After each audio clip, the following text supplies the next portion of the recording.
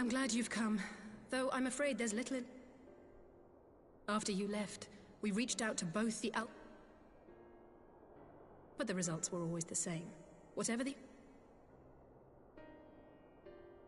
Why did it have to be Y'shtola and Urianger? And Elfino's still missing. A grave situation indeed. Might I be of some assistance?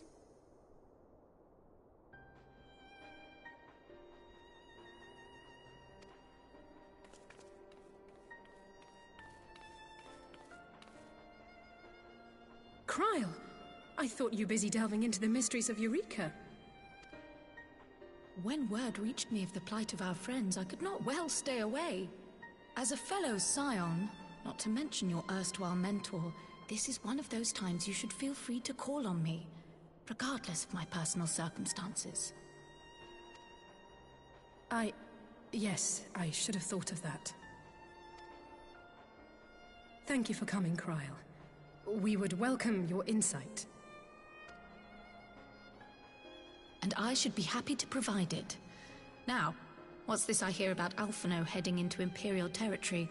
That boy always did have some funny ideas. Do you remember the speech he gave when he was accepted to the Studium?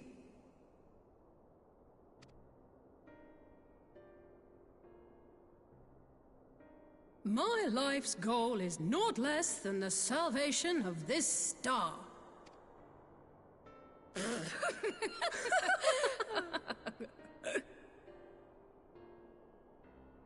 That particular grand pronouncement has been a source of great embarrassment to him, as you know.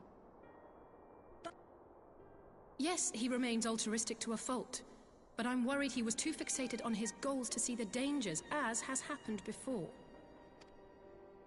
You needn't be so concerned. Though his values remain the same, Alphino is not the blinkered boy he once was. Slowly but surely his eyes have been opened, thanks to a certain someone. A certain someone whom he'd be mortified to learn had heard about his little speech. Mum's the word, eh?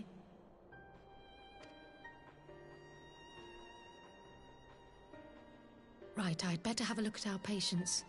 They're in the infirmary, I assume. I'll need absolute quiet, so it would be best if I did this alone. If you'll excuse me.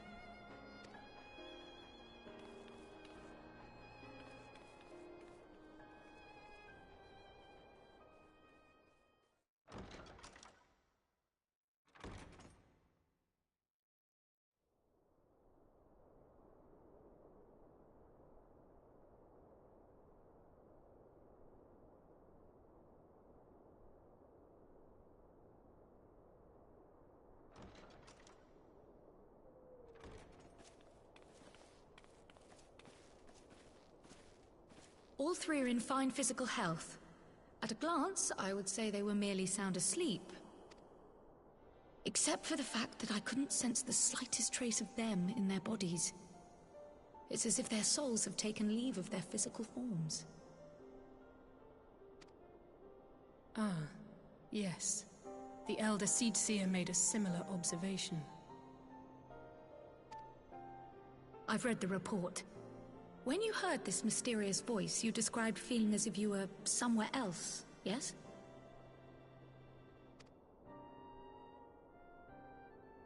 If we assume the ether which comprises your essence is being drawn to some other place,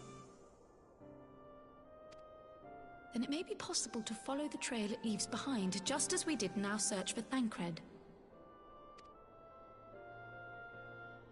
I wasn't around for that, but I can't imagine it was easy. Oh, it wasn't. But that's no reason not to try. I will have need of Master Matoya's crystal eye if I'm even to make the attempt. So I suggest we pay her a visit.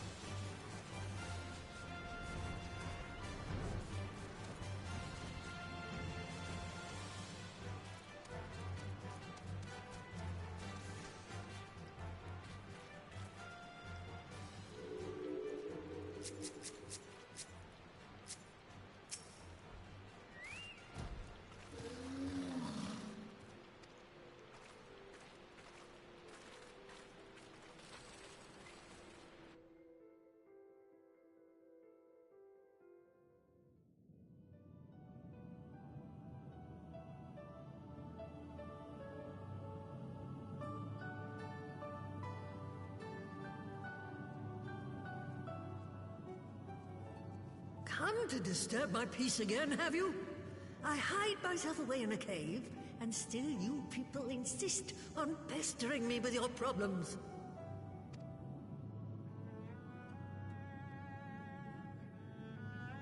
Oh, I mistook you for young what's-his-name, but I see now you're the sister. Weren't you supposed to be the lively one?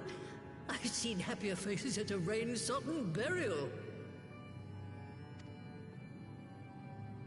Well, I'm sorry to dash your expectations, but the situation isn't exactly conducive to gaiety. Ha! That's more like it. Stoller used to spit and hiss like a wildcat too. Better for a young thing like you to be filled with fire and leave the doom and gloom to your elders. Now, what exactly does this tragic situation of yours have to do with me? If I may, Master Matoya, we have need of your crystal eye once more.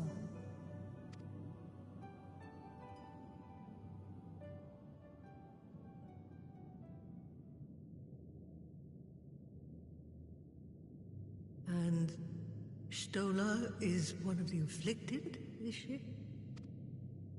Very well. She may be an ungrateful stray, but she's my ungrateful stray, and I'll not see her buried before I am.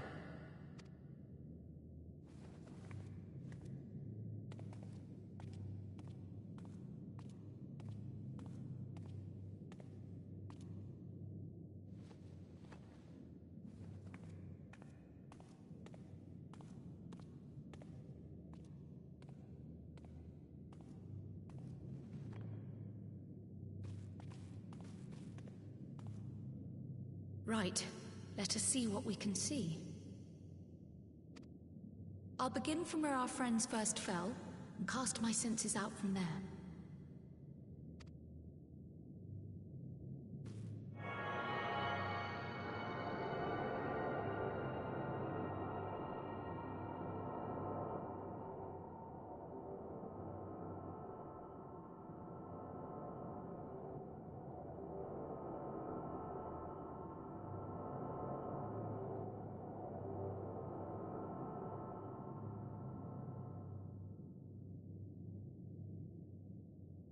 What is it? Did you find them? This doesn't make sense. How is what possible? Kryl, what did you see? The threads, they just ended. And no, I didn't lose track of them. I followed them as far as they went. It's as if they were cut off. Could their ether have dissipated if it had? Oh, gods! Their bodies are just husks. It's like the Broodmother's daughter all over again. No, this is different. The Kalyana girl was already dead, body and soul, when Lakshmi effected her resurrection. Aye, let's not jump to conclusions. If their physical forms yet breathe, and show no signs of wasting, then it follows that their souls must still be intact somewhere. But where?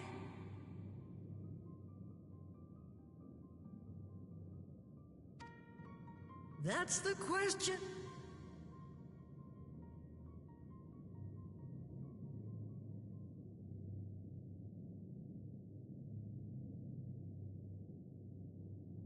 We're no closer to an answer than when we started.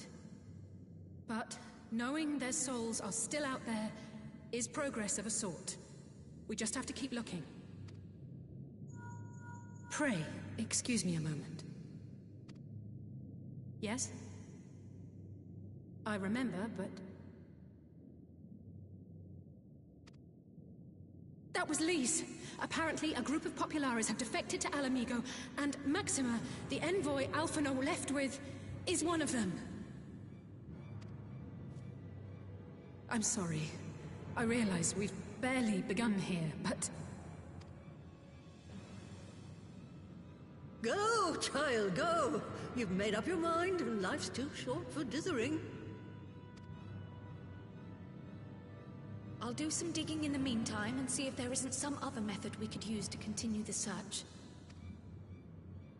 Let's be off then.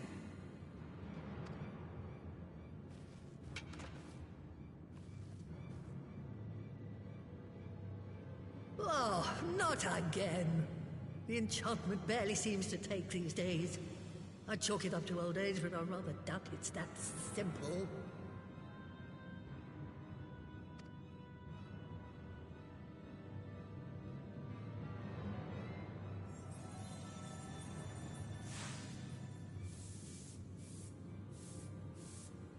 Before they took ill, Y'shtola and Urianger were sharing notes on a thinning of the ether.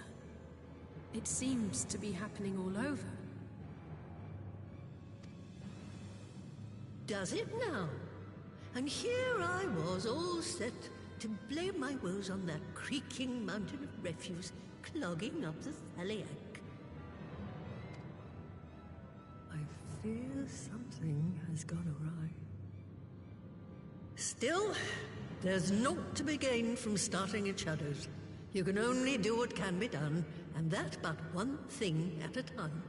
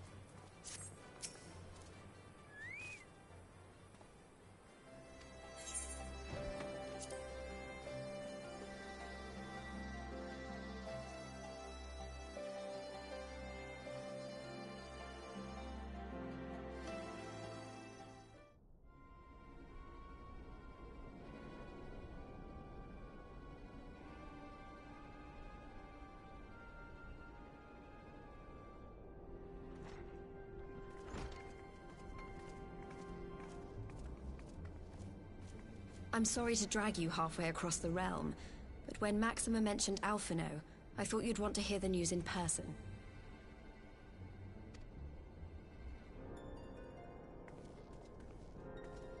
Ah, we meet again. Though I was hoping our reunion would be under more auspicious circumstances. What happened to my brother? Where is Alphino? Never fear, my lady. Your brother was in fine health when I took my leave of him, and I have no reason to assume that has changed. You assume? If you will allow me, I shall endeavor to explain events. Our troubles began not long after we departed Doma. While crossing the burn, we were fired upon by the Emperor's personal guard and forced to make an emergency landing. As we stumbled from the wreckage, our attackers fell upon us again, and we would have perished there and then were it not for the intercession of a third party, a band of mercenaries whose leader claimed to pursue a vendetta against the Ascians. This Shadow Hunter, as he styled himself, then escorted us out of the wastes to relative safety. Upon arriving back in civilization, I gathered my Populares colleagues and prepared to flee the Empire. Master Alphino, however, declined the invitation to join us, preferring to continue his investigation into the Ascian threat. Well, at least he's not lying in a heap in the burn. Tell us more about these Ascian hunters. Who are they? And is Alphino still with them? He is. As to who they are, I'm afraid I have nothing to tell you. Beyond the fact that they root out and destroy Ascians, they were unwilling to divulge anything which might serve to identify them. They would not even reveal their next destination. But Master Alphino asked to accompany them all the same. Since parting company with your brother, we've been engaged in a game of cat and mouse with the Emperor's guard. We made our way through province after province, finding the army busy restoring order wherever we went, until we finally arrived here in Alamigo. I cannot thank Commander Aldin enough for giving us such an unexpectedly warm welcome. I'm not inclined to turn away refugees, no matter which land they call home. And if they can tell me how things lie in Garlemald... On that subject, there is much I would tell you. During the course of our journey, we heard tales that an entire rebel army had been slaughtered in the space of a single night. It would seem my former comrades grew tired of putting down uprisings in the conventional manner, and chose instead to bring a formidable new weapon to bear. Details were sparse, but the rumor alone was enough to dampen the flames of rebellion. I have also heard reports that several companies have withdrawn from their designated provinces and begun marching westward. It is my assessment that the Empire's forces are mobilizing for a large-scale military engagement. Westward? You mean they're getting ready to invade Alamigo? We knew this was coming, but not that it would be so soon. We've barely even begun to shore up our defenses. They won't stop an invading army. No, they won't.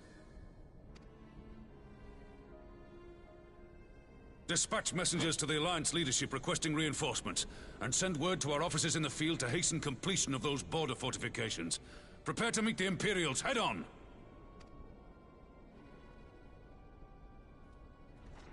No matter how quickly we act, we still want for time. When the enemy comes into view, our best recourse will be to open negotiations with their commander, and see that the ensuing proceedings take as long as possible. Would you and Alize head to Doma and let Lord Hier know about this? I'm sure he'll want to hear about Alphino too. Consider it done. We'll send word when...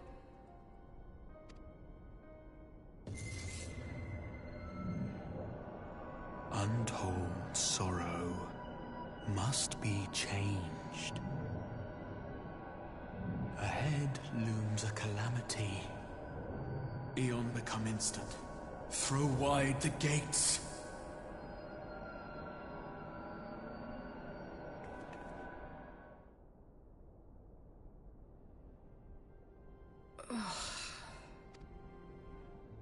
Well, at least we're both still standing.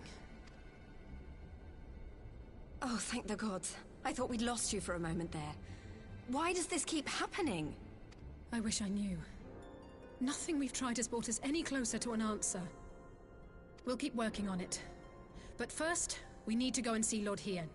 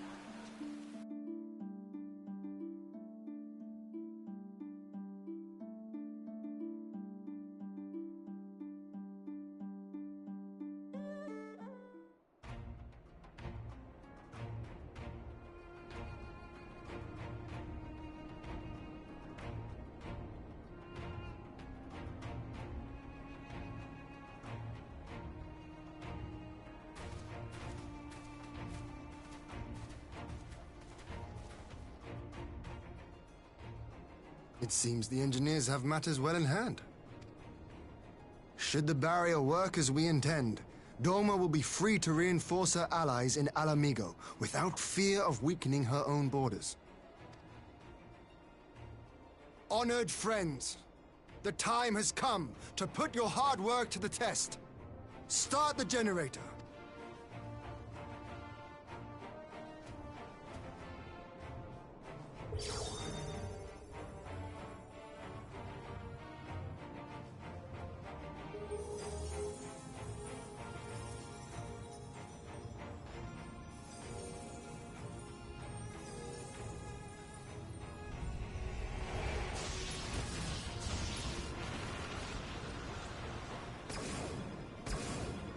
Node 1 is operational.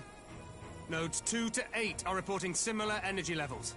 The barrier is forming.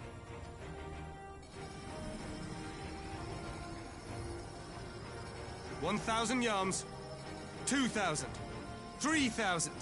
Expansion remains smooth. No fluctuations detected.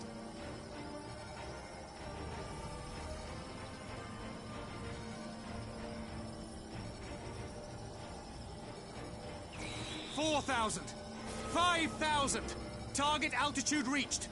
The barrier is holding steady at 5,000 yards! We've done it!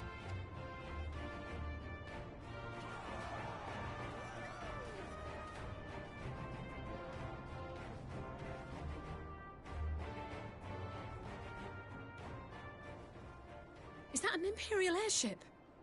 Of all the rotten timing. But this is a gift, Mistress Alize. They can test our new wall for us.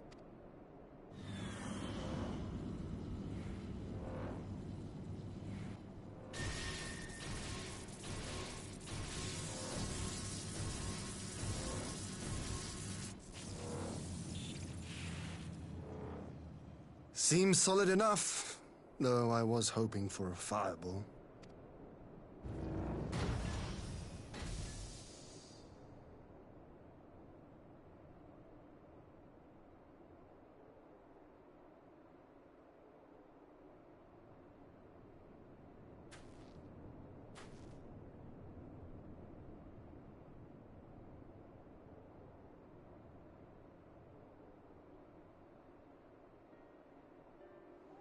By the gods, it's Alphino. What are you? Let me go! He has my brother! Lower the barrier!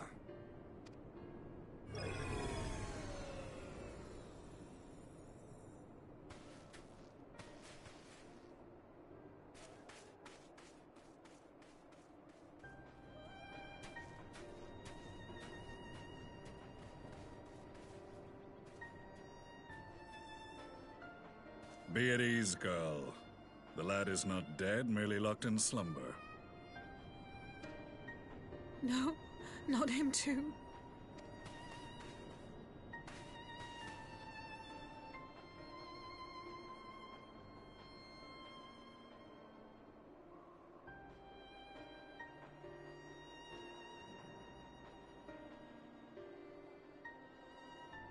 We could identify no cause and found no remedy. Thus I sought to return him to Doma, and into the arms of Lord Hien himself, it would seem. It is a day for fated reunions. Would you not agree, adventurer? Or should I address you as the Warrior of Light?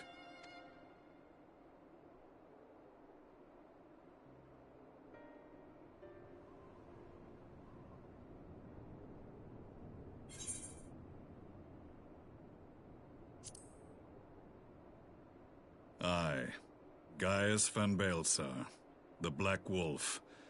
That was the title I was given, one I have long since relinquished.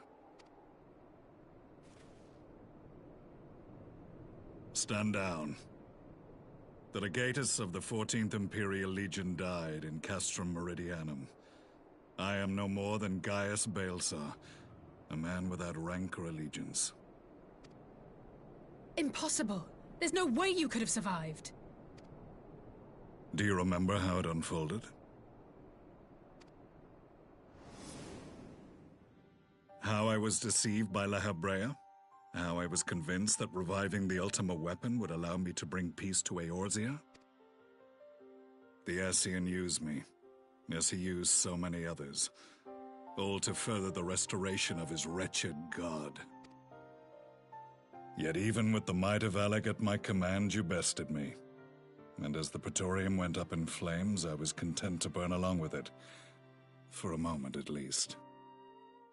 A moment of folly. To surrender my life thus would have been to betray all who died for my cause. It was for them that I dragged myself free of the rubble, and swore vengeance on the Ascians.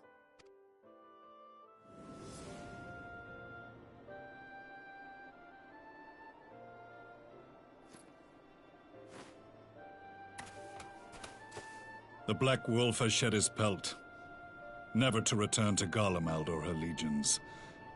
I live now only to exact revenge. My principal quarry was to be La Hebrea, whom I gather you have since ushered onto oblivion. But so many more remain, long as their kind lurked in the shadows, laboring to sow chaos throughout our world. I would see each and every one dragged into the light and put to the sword. Are the Scions not of like mind? In this single respect, perhaps. Then I shall continue the partnership the boy began, and share what intelligence I have acquired. Among the Ascians, the Black-Masked Ilk are subordinate to those who wear red. This you already know. Yet among the Red there exists a hierarchy.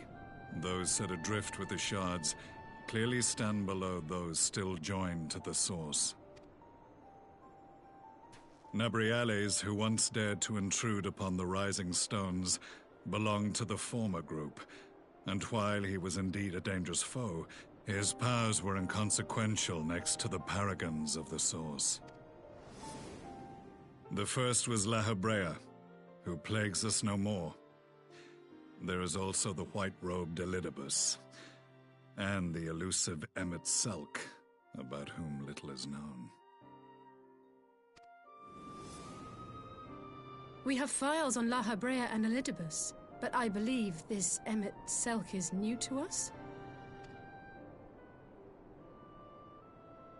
As I assume my brother told you, we have evidence to suggest that an Ascian now walks in the body of the Crown Prince. Have you identified this interloper? Elidibus seems the most likely culprit. As emissary, it is his role to maintain the equilibrium between darkness and light. Your many deeds in Hydaelyn's name have upset the balance, and I believe he seeks to restore it by throwing his considerable power behind the Empire. As a leader of the Ascians, he is one of our primary targets. It was on the trail of this very prey that the boy and I came across the scene of a failed uprising. In the absence of a single Garlean casualty, we inspected the bodies of the rebels, and the lack of any external injury drew my immediate attention. They had been slain by Black Rose, an alchemical invention of the Imperial Army. When I yet served as legatus, I ordered its production halted, and all stockpiles destroyed. Toxic gas is not a tool of conquest, but of extermination. Toxic gas? This must be the new weapon Maxima warned us about. Something deadly enough to sweep away all resistance in a matter of hours. Gods. You don't think they're planning to use this in Alamigo, do you? Put your fears to rest. We infiltrated the production facility and destroyed all existing stores of the chemical along with the plant itself. Even should they rebuild the operation, they will not soon manufacture another batch. Regardless, I would draw your attention to a directive we discovered in the plant's records. The document was marked with a recent date and authorized with the signature of one Zeno Galvus.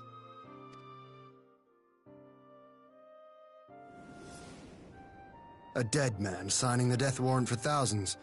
'Tis bad comedy.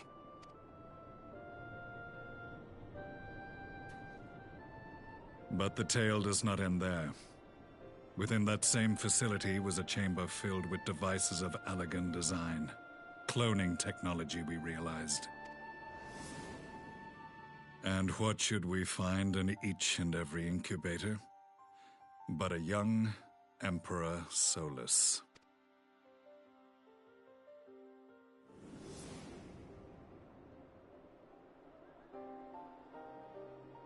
All of which prompts the question, were the Ascians responsible for these abominations, or was it the will of the Emperor?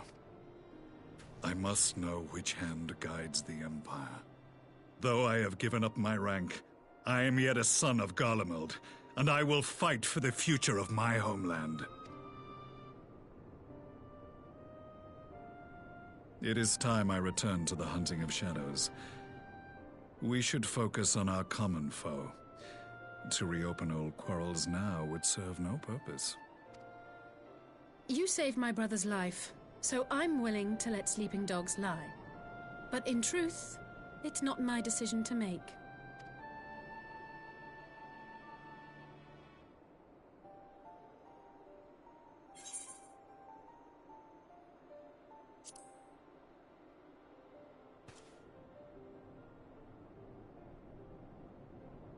There was a time when I scorned those who placed their faith in false gods, even as I, in my blinkered conviction, place mine in Ascian promises. Unlike yours, my strength of will and my restraint was found wanting. We shall meet again, warrior of light.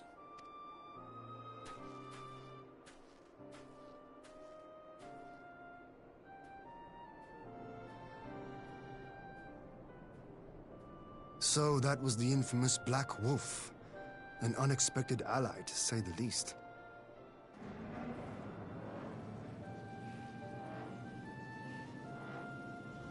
Well, I am content to leave the fine-tuning of the barrier to cleverer minds.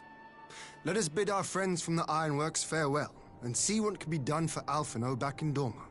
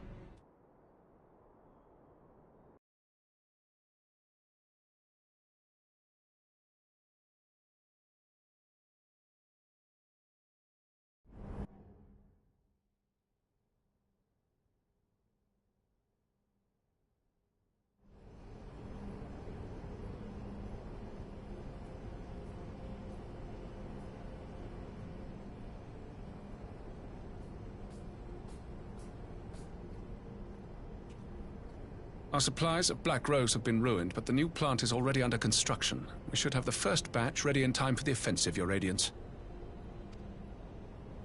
See that you do.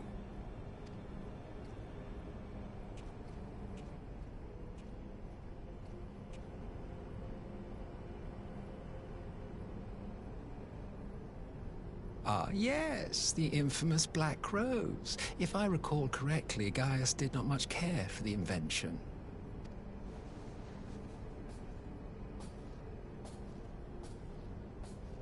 A ruthless and indiscriminate weapon indeed, this airborne poison. It seems you are capable of making decisions worthy of your bloodline. With no gift for sorcery, we Garleans must look to Magitech to even the odds. If it spares the needless deaths of our soldiers and serves the cause of this empire, there is no method I would not employ.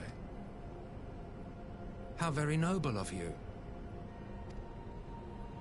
Truly, though, I must commend you for embracing your role as Emperor. You play the part of the determined ruler well. Sometimes even I catch myself believing.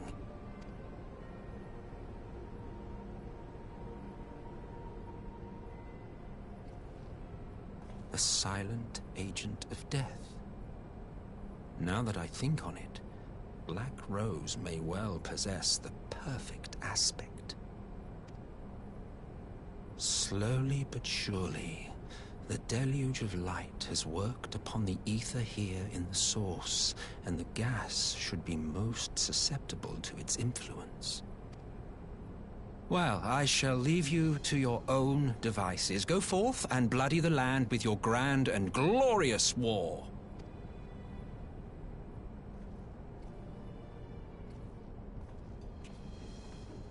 While you do what, precisely?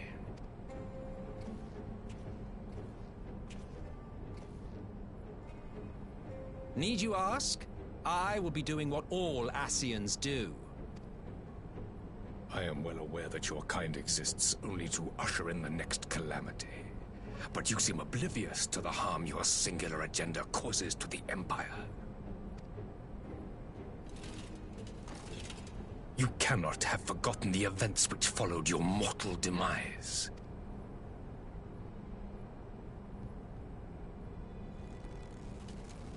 Our homeland was plunged into civil war for your failure to name a successor. The edifice you so carefully constructed was but a hair's breadth from collapse. Are you truly so naive? You thought me oblivious to the consequences of a departure so painstakingly timed? It was by design? Well, of course it was. Though I will admit the resulting panic exceeded even my wildest expectations. But how can you be surprised? Throwing the world into disarray was the very purpose for which this nation was, as you say, so carefully constructed.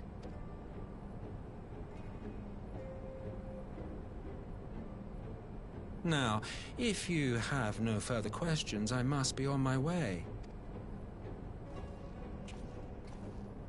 Since we may not meet again in this lifetime, it would be remiss of me not to offer a word or two of gratitude. I really must thank you for this surplus of vessels. I can mold any host into my own image, but having bodies tailor-made for me in this fashion is so much less tiresome. You dabbled in Allagan cloning techniques, yes? It certainly is a compelling, not to mention entertaining, field of research. And of all the options available, you chose the Founding Father on whom to experiment. You have a twisted streak to you, Varus. Like grandsire, like grandson, hey? If events play out as planned, this will become something of a family enterprise. You will be the capstone of this world, I the anchor and shard, and together we will give the lie to this star's fraudulent existence.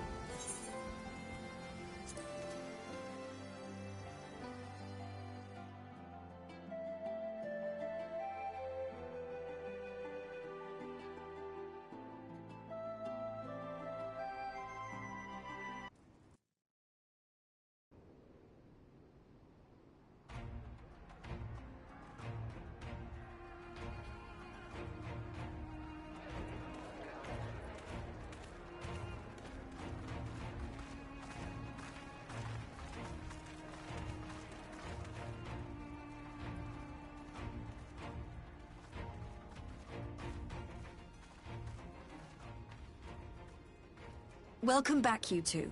Greetings, Lord Hien. Glad you could join us. Glad to be here. I would have come sooner, were our own defense is not in question, but I am pleased to report that our soldiers are assembling for deployment to Alamigo as we speak. We're grateful for your support. Thanks to the efforts of our allies, it won't be long before we've established defensive positions on this front as well.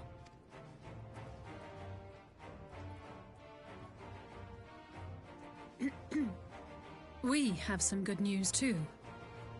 Alphino has come back to us. As for the bad news...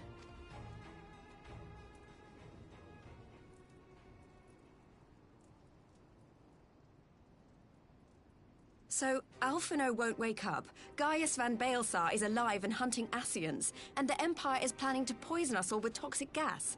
Does that sound about right? Ordinarily, any one of those things would have left me in shock. But the way things have been lately, it's all starting to seem pretty normal. Getting back to your report, are we sure this Black Rose is the weapon Maxima was talking about? It fits the description. And it seems we have Alphino to thank for sparing us an early demonstration of its effectiveness. I have a feeling this won't be the last time his bravery in the Empire will serve us here in Eorzea. The threat of an unknown weapon has had us all on edge. But now that we know what we're dealing with, we can take steps to defend against it. As for Gaius, I'm not sure what to think. Am I happy he's alive? Not in the slightest. Am I happy he's hunting Ascians? Aye, I'd have to say I am. Oh, speaking of Garleans you didn't expect to see, we have a tale of our own, as it happens. When we sent envoys to the Imperial Army to request talks, they returned with the message that Varys Zos Galvus would be attending. The Emperor himself? Well, Varys did sanction the Popularis peace mission. But knowing that an Ascian walks in his son's skin, I do not see how we can trust him or anyone from that nest of vipers. The Alliance would proceed with negotiations regardless, if only to give ourselves more time to prepare. We do, however, require your cooperation. Right. Yes. So, as a condition for the talks to go forward, the Empire has requested that a member of the Scions be present. There'll be a representative from each Alliance nation, of course, but I'm afraid we have to ask that you come along too.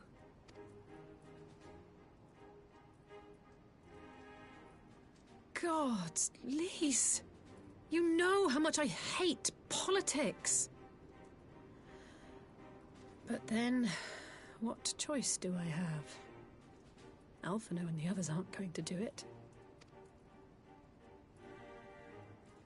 Very well. I shall attend as the Scion's representative. In case you're wondering why I didn't ask you, the Empire also requested the presence of Eorzea's champion.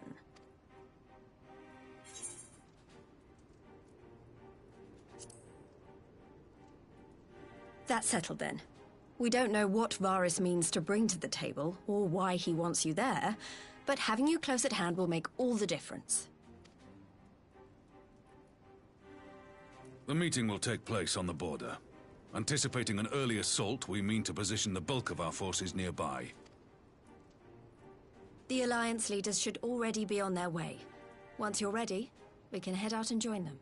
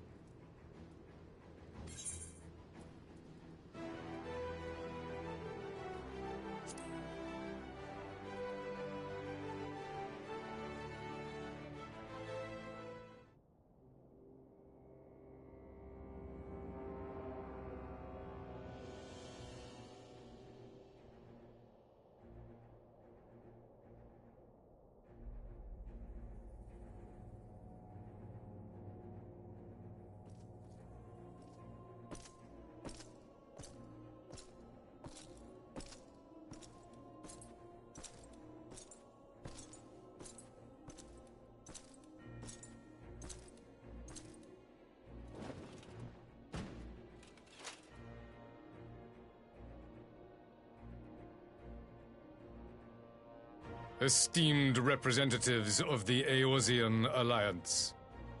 On behalf of the Garlean Empire, I thank you for inviting me here today. As this parley was convened at your request, I invite you to speak first. Very well, Your Radiance. I, Nanimo Ulnamo, 17th in the line of Ul, should be pleased to oblige you. As recent events in Alamigo and Doma have made plain, the subjugation and exploitation of neighboring nations is not a sustainable policy. Should this day end in war, you may very well defeat us, but you will never extinguish the people's desire for freedom. Though it may not be in our lifetime, there will be another revolution, another war, and the cycle will continue. Doma has entered into a concord with the nations of Eorzea, a partnership wherein we recognize one another as equals. Garlemald could be afforded similar treatment. You need only set aside your ambitions and join us in paving a path towards peace.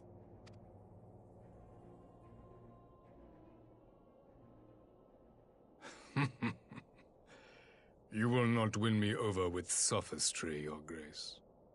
As you know only too well, this alliance lacks the strength to keep the peace within its own borders.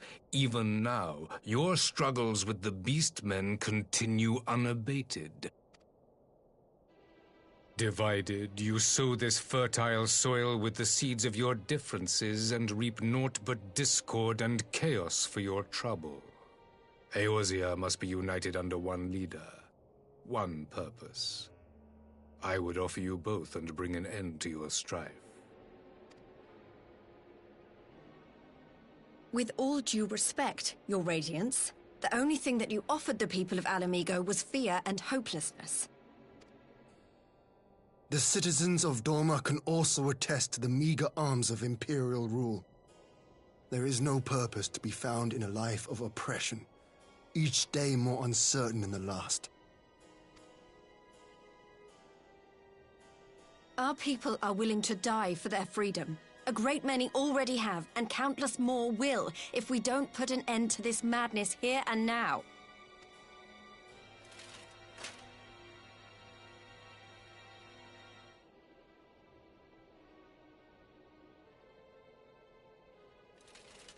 We brought order and stability to your lives. This madness and bloodshed is of your own making. You broke the peace, not Garlemald. Peace. Order. You kill our peoples, despoil our lands, take everything that is ours. And what? You expect us to lick the boot that grinds our faces into the dirt?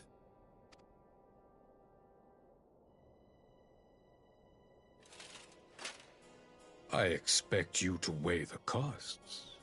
To recognize that countless lives have been lost on both sides in pursuit of a greater good, and to not squander all we have achieved in a fit of petulance.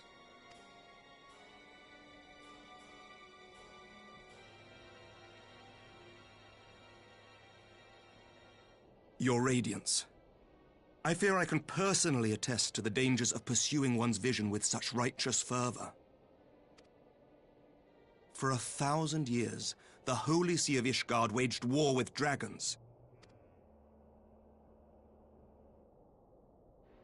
1,000 years of sacrifice, of sorrow and hate, in which we bathed in the blood of friend and foe alike.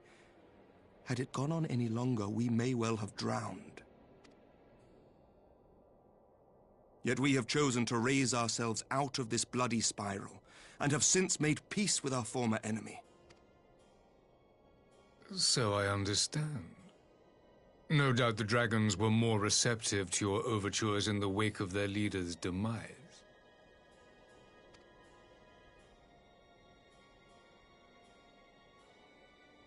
You speak of peace, yet use war to achieve it. Your father would not have bothered to obscure his intent with honeyed words. He understood that strength is all that matters in the end.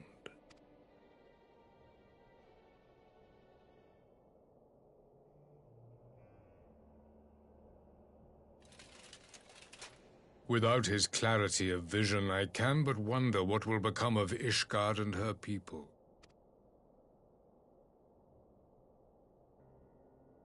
There was a time when Garlemald, too, lacked a leader of conviction. Weak and unable to wield magic, we were at the mercy of the strong, from whom we sought refuge in the bitter cold of the north. Were it not for the discovery of ceruleum and the subsequent development of magitech, we might never have gained the power to take back that which was rightfully ours.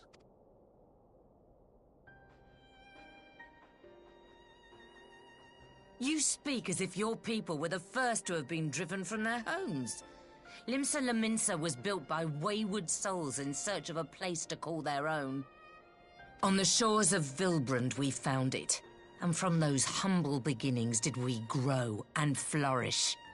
And all without robbing our neighbors of their liberty.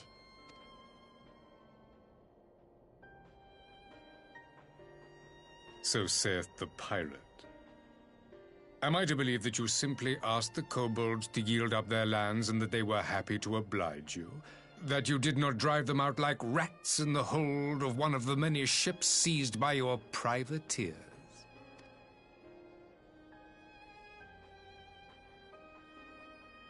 I will concede that after centuries of exile, reclamation may be mistaken for invasion. Nevertheless, it is not.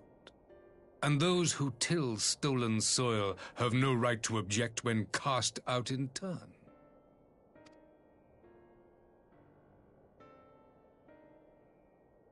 Your uncompromising nature rivals that of the Ixal. They too lament circumstances which they themselves perpetuate. Were they but to embrace peace, we would welcome them with open arms. Indeed, some few have done just that, and now receive of the Twelve's Wood's bounty. Would that your people might learn from their example.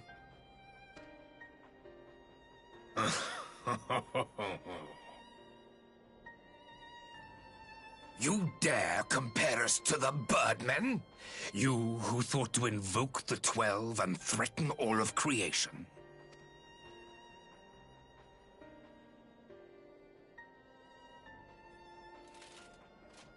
I came here in the hope of finding some speck of common ground, but I see now these discussions will accomplish nothing. Despite what you people may believe, I am not wont to choose the sword over the olive branch. 'Tis but a pity men are loath to accept one without first being shown the other.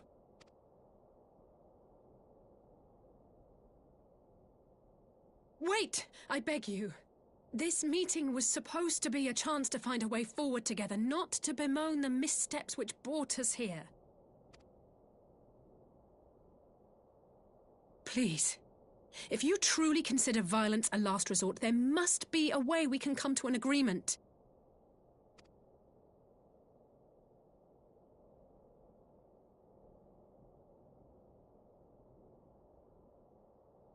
As Mistress Alisaie says, we did not come here to bicker over the past, but to discuss how we might strive towards a brighter future. Emperor Varys, may I suggest a short recess, that all present might compose themselves prior to beginning anew?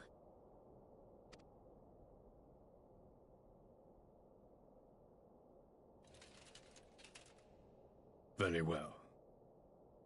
I pray this intermission will suffice to move these talks in a more constructive direction.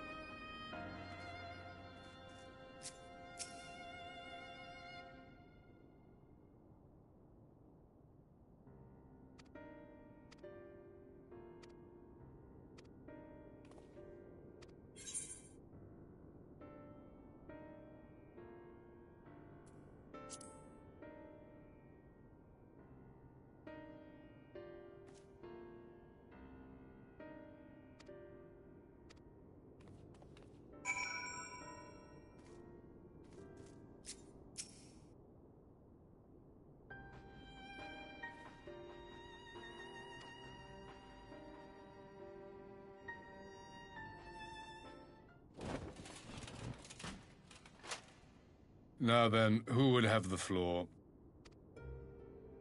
Before we resume, I wish to offer you an apology. After you graciously accepted our invitation to discuss an armistice, we have done naught but rebuke you at every opportunity. I believe I speak for all of us when I say we are deeply sorry for our discourtesy.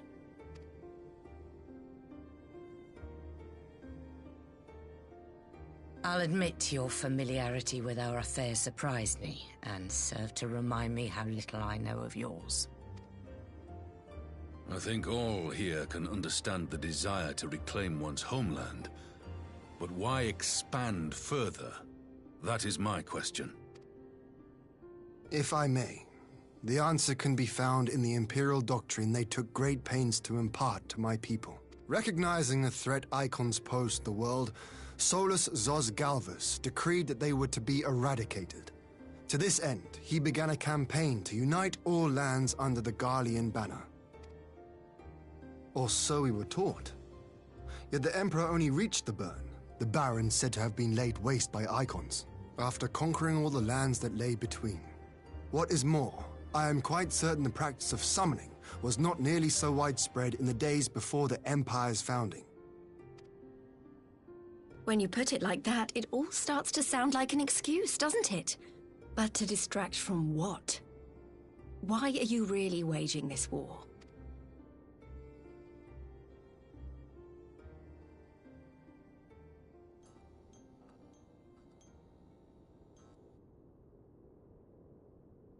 Finally, you ask the right question.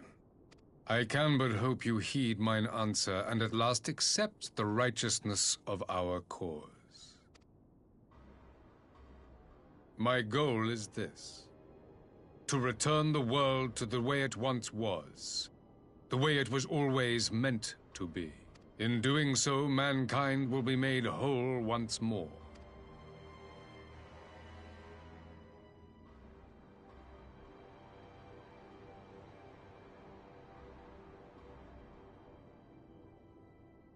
No longer will we suffer from the dissension born of our differences. There will be but one race, a perfect race, as we were when time began. What in Rolga's name are you talking about? I am talking about the origins of this star, of the source and its 13 reflections. At the instant of the great sundering, 'twas not only the world that was shattered, but mankind itself. Thus were we divided into myriad races, each with its own unique imperfections. That is why man looks upon his neighbor and feels fear and hatred, why he wages war, why he kills his brother. You all in your own way have proven as much today. The peace you seek is but a fleeting solution to a fundamental problem. One which calls for more drastic measures. To bring about everlasting peace, our worlds must be rejoined. That is the goal the Empire would see realized. The glorious future unto which we shall one day shepherd mankind. A rejoining of worlds. I have heard this tale of the Source and its reflections before. Are these not the selfsame desires as the Ascians? Emperor Varys, do not trust in their words. They will lead you to your doom. My father thought to use them, but in the end he succumbed to their temptations. He embraced summoning like so many other pawns before him.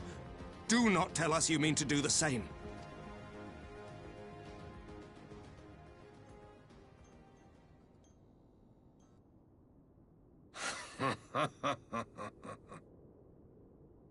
To be a pawn, free from the burden of choice, would be a blessing.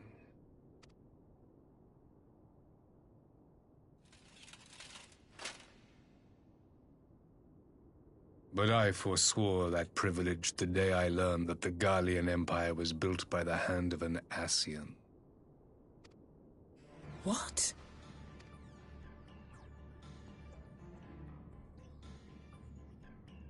Yes. My grandsire, the former emperor, is of their number. And who better to build an empire capable of bringing about the calamitous change we desire? Would you condemn me for this alliance? For bowing to the will of these shadowy masters, when the prize is true and lasting peace?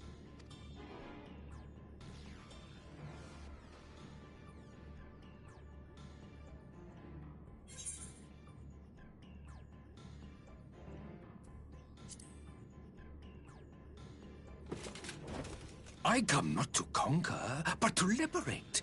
To free man from the prison of divergence. Imagine a world united. One perfect race beneath a single standard. An army before whose might these servants of darkness and light would fly as leaves in a storm, never again to meddle in man's affairs.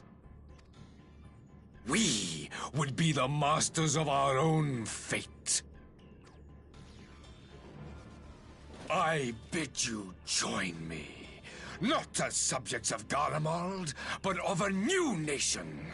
And together we shall win freedom for ourselves and generations yet unborn.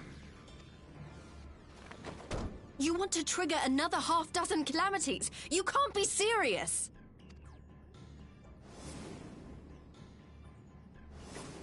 Have you forgotten how many died? There will be no one left.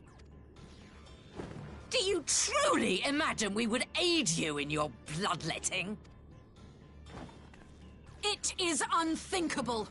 Unconscionable.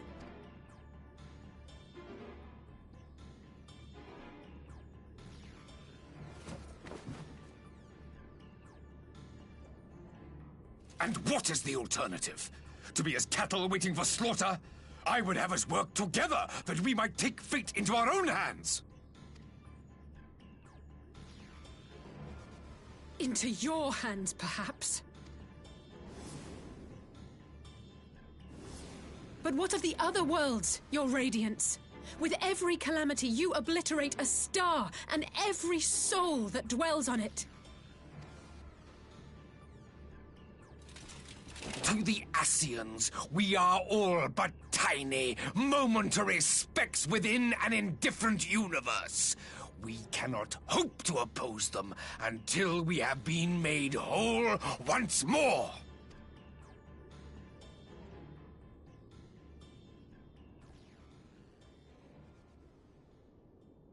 Are these truly the words of Garlemald's ruler? The flaws and foibles which you so abhor are what make us who we are. Every nation, even yours, Emperor Varys, is made whole through the combination of these imperfections, the strengths of one compensating for the weaknesses of another. While it is true that man succumbs all too often to anger and avarice, he may yet overcome his baser instincts through the forming of bonds with others, fostering community and cooperation. That the protector of an empire should not only reject these fundamental truths, but seek to change them at so dear a cost to life is indefensible.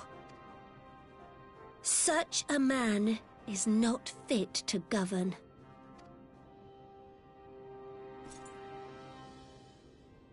And you, warrior of light, would you refuse me as well?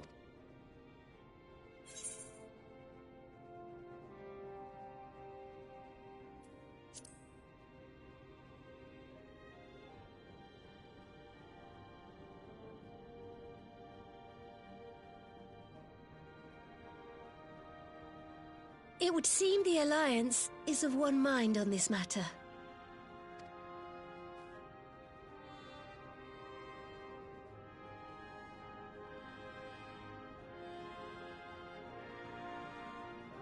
You Eorzeans never cease to disappoint me. Though I suppose I have only myself to blame for expecting more from savages. This discussion is at an end. I bid you make ready for our next meeting. It will not be at the negotiating table.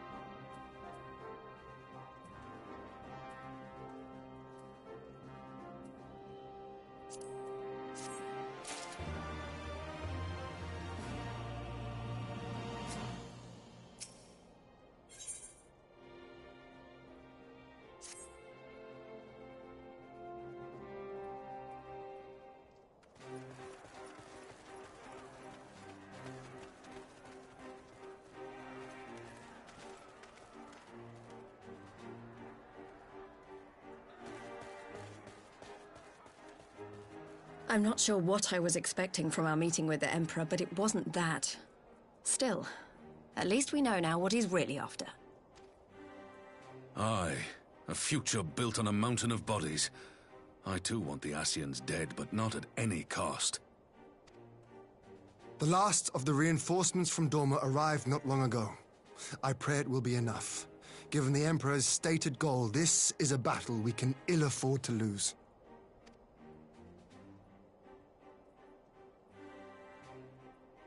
If the Gallians come in force, we may not have much say in the matter, even with our combined strength.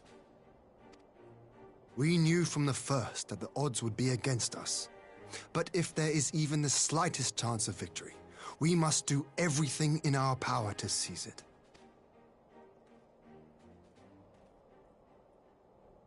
We must seize it, full stop. Here!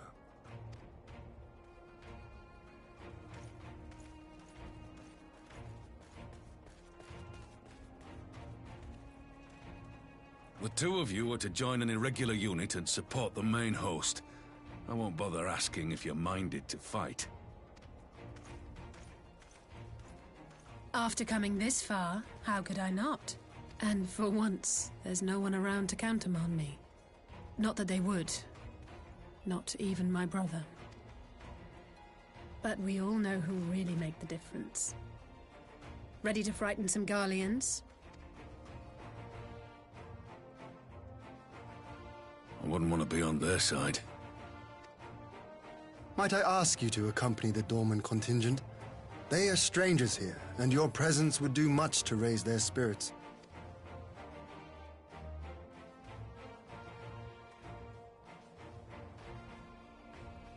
We would be honored. When our people stride out with you in their midst, I dare say the Eorzeans will feel an ilm taller themselves. High spirits have a way of spreading. What I wouldn't give to join you. But my duties as field commander will not allow it. I'll leave the front lines in your capable hands.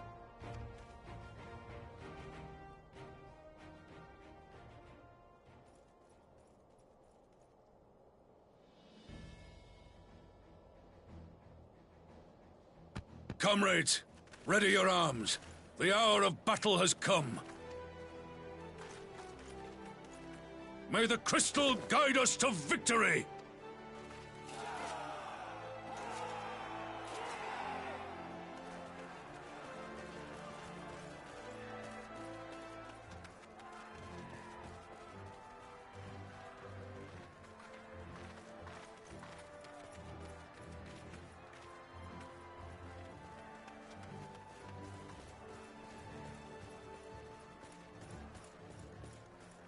Since the others couldn't be here, we'll have to fight twice as hard. If Alphino wakes to find the Imperials have won, I shall never hear the end of it. It's strange. I thought I would be terrified when the fighting started. I should be terrified. But with you at our side, I can't help feeling everything is going to be all right. So please, don't you dare leave me alone.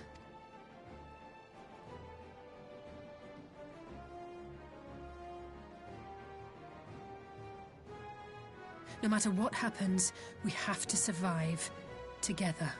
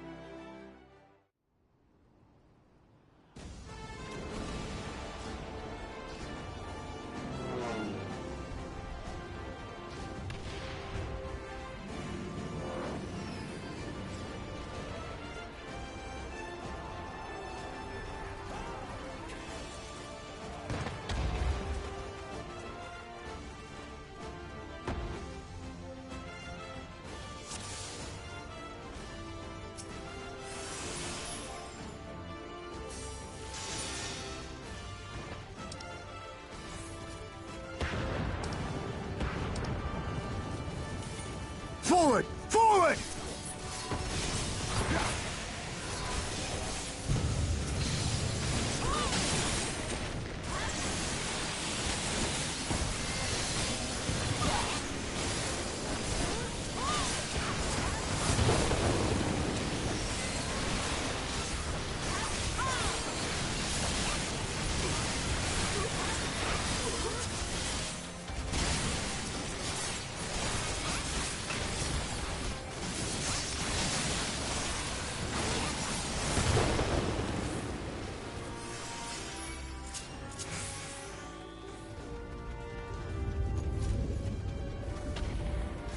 Leave this to me.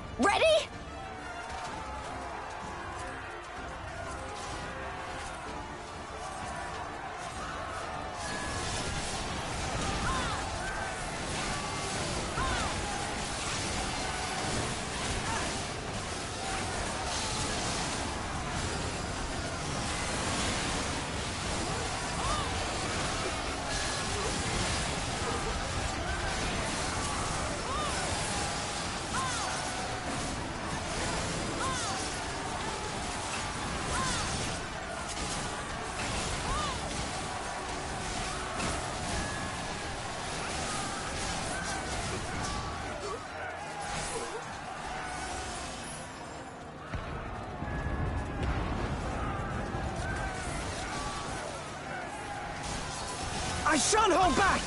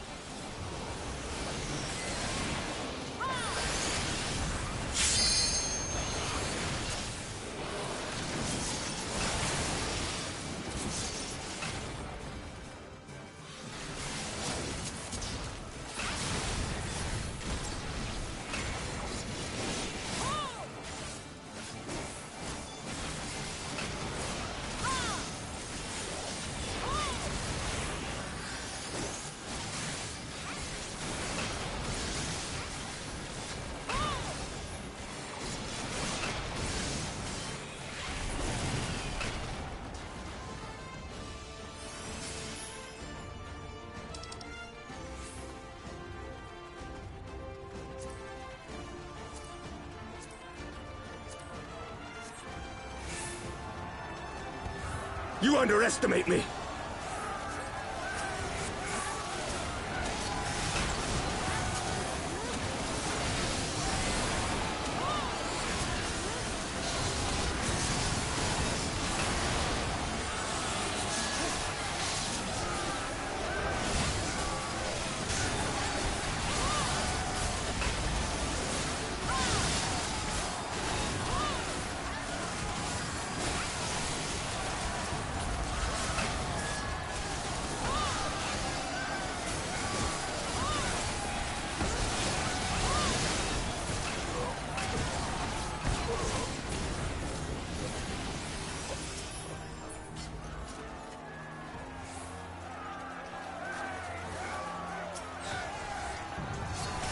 This knight does not yield!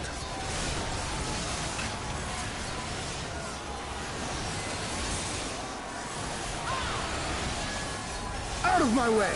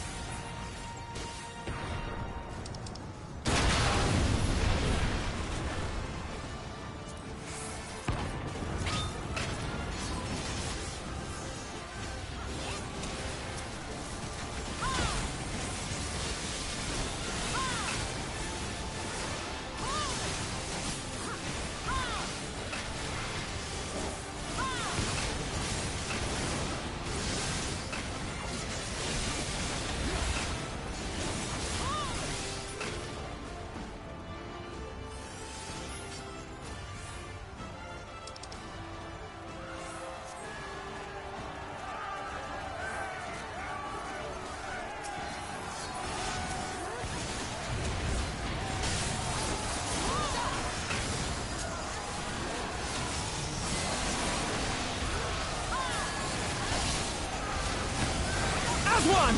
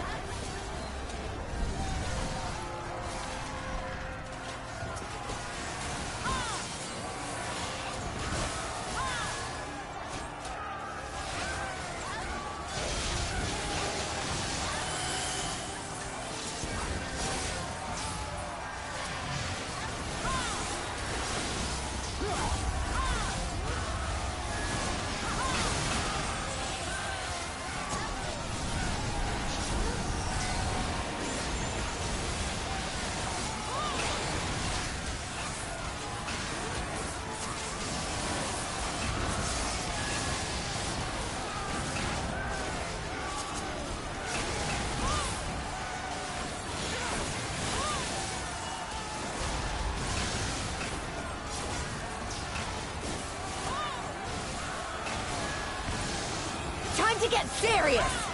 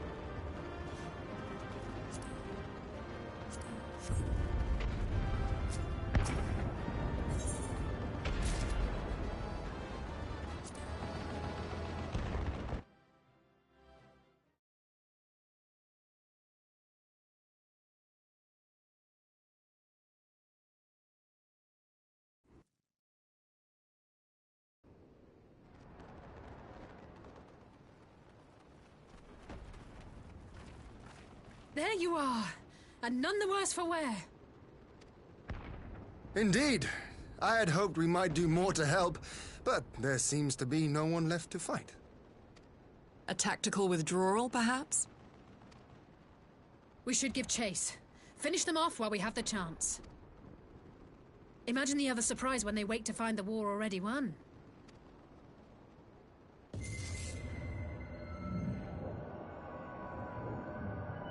The light will expunge all life. Only you can forestall the calamity. Throw wide the gates. No! No! No! Not like...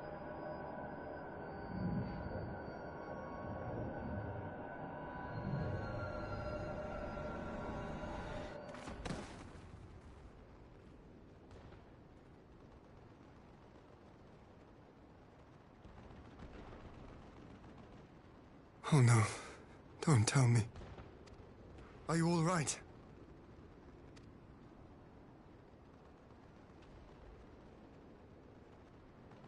Quickly! We must get her back to the encampment.